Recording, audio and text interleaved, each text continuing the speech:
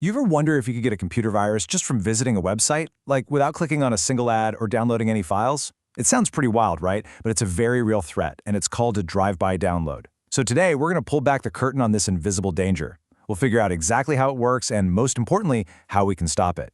So here's our game plan. First, we'll get a handle on just how sneaky this kind of attack is. Then, we'll play detective and break down the digital trap piece by piece.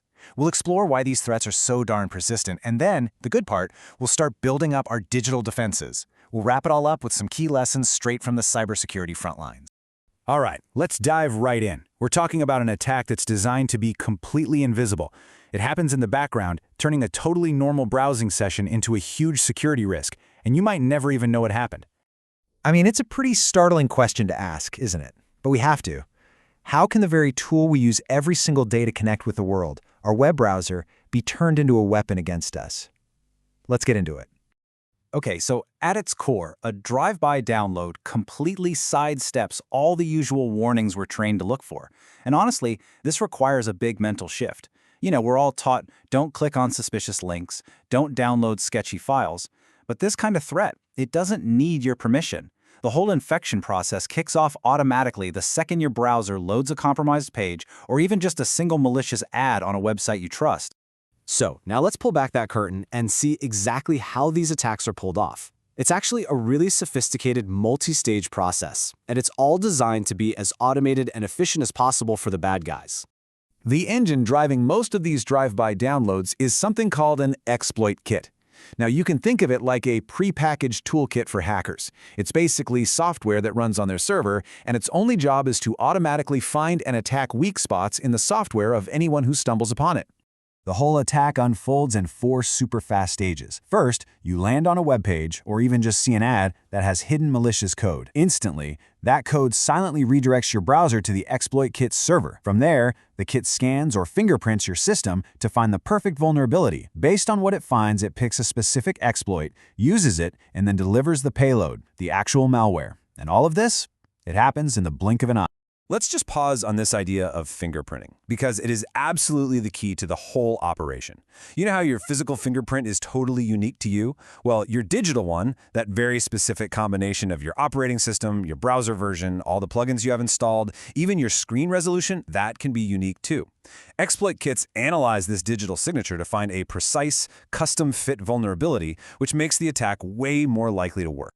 And if the attack works, what's the end result? Well, the payload gets delivered, and this can be all sorts of nasty stuff.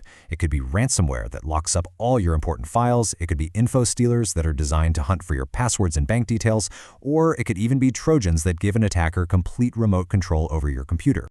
So if the tech is this advanced, what's driving it all? Why are these attacks so incredibly popular with criminals? Well, it really just boils down to a simple calculation of effort versus reward. And the scale of it is it's staggering. When you look at it this way, you can almost see the business plan in an attacker's mind. The effort is incredibly low. Exploit kits do all the work automatically. And by injecting their malicious code into ad networks, a technique called malvertising, they can instantly reach millions of people on websites you visit every day. But the reward? The reward is extremely high. We're talking massive potential profits from ransom payments and from selling stolen data on the dark web. And the scale of this problem is just huge. According to recent threat intelligence, almost 40% of all malware infections, yeah, you heard that right, nearly half, now come from these automated drive-by or malvertising attacks. This isn't some niche threat anymore. It's one of the main ways people get infected. And the financial damage? It's devastating. The annual impact from just one type of payload, ransomware, is estimated to be somewhere between $10 and $20 billion. That right there shows you the massive economic engine that's driving all of these attacks. And this is exactly why even websites you trust can be risky. Malicious ads have found their way into the legitimate advertising ecosystem. And yeah, while they're still in the minority, that 15% is more than enough to expose millions of us every single day. It basically turns a system that's built on trust into a potential weapon. Okay, so we've sized up the threat, we understand the mechanics. But here's the good news, we are not powerless here. So let's shift gears and start talking about solutions. We're going to look at a proactive, layered strategy that lets us fight back effectively. And the research is really clear on this powerful idea. A layered approach, what's known in the industry as defense in depth, isn't just a nice theory, it's been shown to be incredibly effective. It can actually reduce the success rate of these attacks by over 90%. So what does this layered defense actually look like? Well, the report lays out 3 different prototypes. First, for individual users like you and me, there are browser extensions that can block or even spoof, basically lie about, your system's details, which confuses those fingerprinting attempts. For your whole home network, a filter can block malicious domains before they even reach any of your devices. And in a big company setting, there are specialized systems that are trained to spot the unique traffic patterns of an exploit kit in action and then sound the alarm. Okay, so with all that in mind, let's distill this down into a few core principles. These are the key lessons we can take away from the front lines to help us all stay a little bit safer online. Here are the 4 big ideas that really stand out. Number 1, disrupt the attack right at the beginning by blocking that fingerprinting step. 2, don't ever rely on just a single tool. You've got to layer your defenses. 3, prioritize how you respond. First, fix what you can. Then mitigate what you can't. And finally, formally accept any risk that's left over.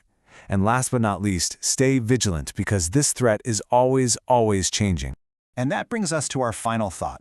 We've talked a lot about the threat as it exists today, but what about tomorrow?